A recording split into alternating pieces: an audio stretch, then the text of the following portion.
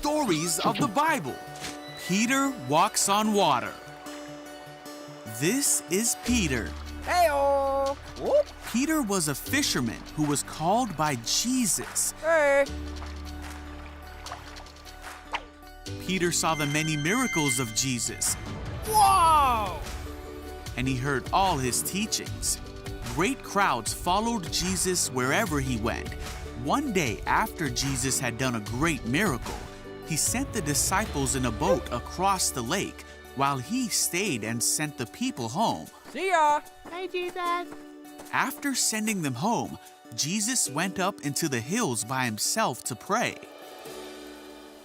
Meanwhile, the disciples were in trouble far away from land, for a strong wind had risen, and they were fighting heavy waves.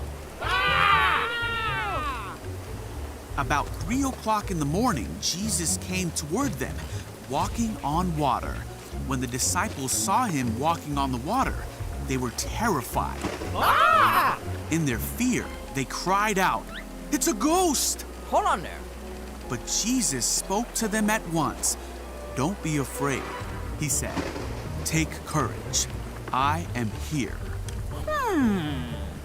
Then Peter called to him, "Lord, if it's really you, tell me to come to you walking on the water."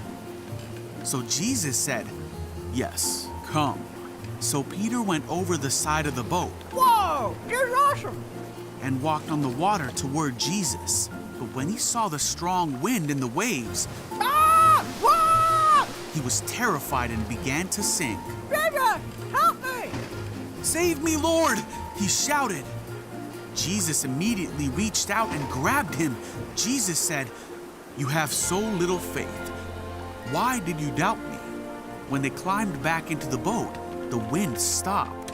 Then the disciples worshiped him and said, "You really are the Son of God."